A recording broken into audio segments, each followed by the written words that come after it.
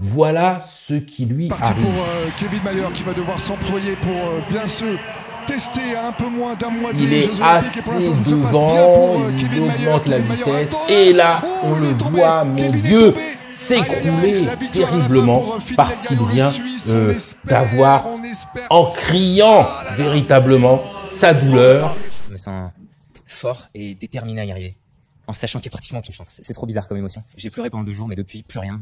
Je suis redevenu celui que j'étais et je bosse comme un taré. Je suis crevé, il n'y a pas de justice, j'ai l'impression dans le sport. Je n'ai pas l'impression de laisser mériter ça, mais j'ai tendance à beaucoup stresser pour le futur. Mais je regarde jamais derrière, donc j'ai mis un jour à comprendre ce qui m'arrivait. Mais ça a été très difficile. Et à partir de là, il y a une chose à faire, c'est quoi? Soit rester au passé, soit utiliser le présent pour que le futur soit plus brillant.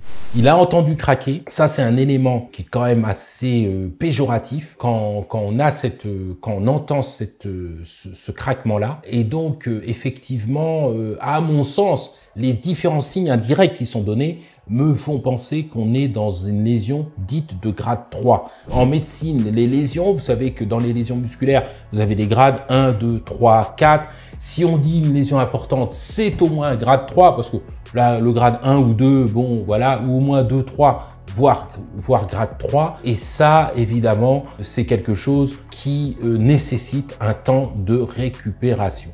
Alors, on dit quasiment aucune chance, dit le journal. Il est en caisson hyperbare, on verra un petit peu, on en discutera sur ce que c'est. Il est en électrostimulation, on verra pourquoi est-ce que tout cela est important. Il se sentait bien, il dit je me sentais bien, c'était le profil parfait, j'avais aucune douleur. Il a fait les haies sans aucune appréhension, ce qui et il n'aurait jamais pu imaginer que ça allait péter. Donc il n'y avait pas de signe annonciateur, hein.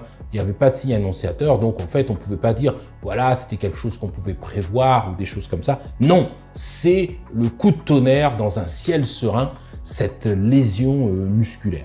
Alors, évidemment, il a dû faire une IRM. Alors, on n'a pas le compte rendu, mais enfin, il a dû faire une IRM. Et effectivement, ça va jacter si je ne fais pas les Jeux, mais ce n'est pas la fin. Je ne veux pas arrêter après 2024, c'est ma raison de vivre. Je ne vois pas arrêter, donc évidemment, même cette situation qu'il n'accepterait pas de ne pas faire les Jeux, évidemment, il va tout faire pour faire les Jeux. Et voilà, en tout cas, il fera les Jeux et il continuera après les Jeux, c'est ce que nous dit Kevin Mayer. Donc, une lésion en tout cas importante au niveau de l'ischio-jambier gauche.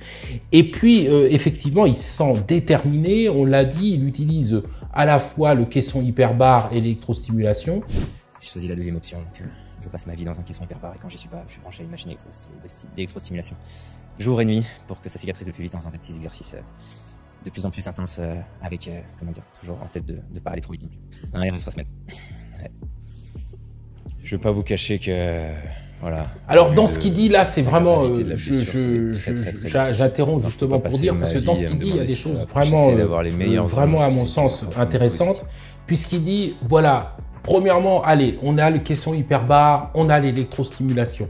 Et ça, des techniques, le but c'est d'essayer de faire cicatriser plus vite. Le caisson hyperbare, en gros, c'est on se met dans une enceinte totalement fermée, on augmente la pression au-delà de la pression atmosphérique et le but, c'est de faire dissoudre plus d'oxygène dans le sang et que cet oxygène soit plus concentré au niveau des tissus pour aider en quelque sorte la cicatrisation. Ça, c'est vraiment l'élément qui est utilisé dans le caisson hyperbare. Et puis, l'électrostimulation, l'idée, c'est pareil, c'est de faire contracter simplement, gentiment le muscle parce qu'on sait qu'une activation douce du muscle par des contractions douces aide à la cicatrisation plus rapide. Et il y a un troisième élément qu'il donne, c'est oui, je fais le maximum, mais sans aller trop vite. Pourquoi? Parce que si on va trop vite, on recrée une lésion. Si on va pas assez vite, on ralentit la cicatrisation. Et donc, c'est cet équilibre entre aller trop vite et recréer une lésion ou aller trop lentement et pas accélérer la cicatrisation sur lequel cette pente sur laquelle il est en train de jouer. Bon, c'est pas évident, mais enfin, effectivement, c'est un vrai sujet. La lésion des ischio-jambiers, on en avait déjà parlé dans un autre Bienvenue chez le Doc, mais finalement, là, c'est de bon augure. Donc, on va justement redécrire ce qu'est cette lésion des ischio-jambiers. C'est une blessure qui touche des muscles qui sont donc en arrière de la cuisse. Il y a le demi-tendineux, demi-membraneux, le biceps fémoral.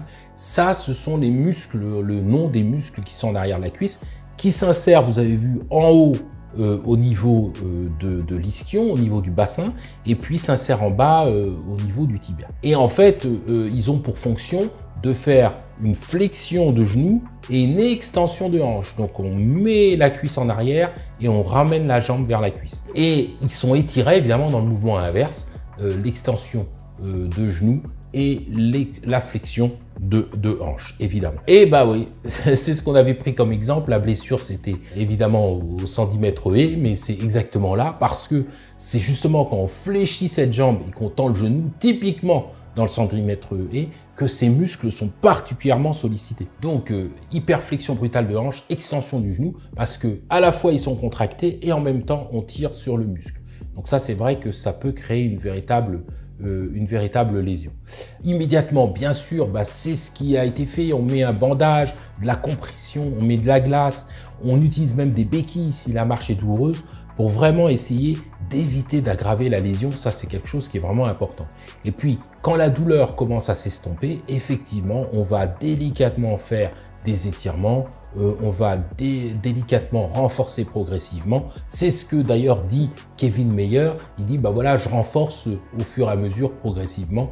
Plus je peux, plus je renforce. Et un des éléments quand même qui est assez connu, c'est que plus les personnes doivent s'abstenir de courir, sauter jusqu'à que la force musculaire, l'amplitude soit revenue.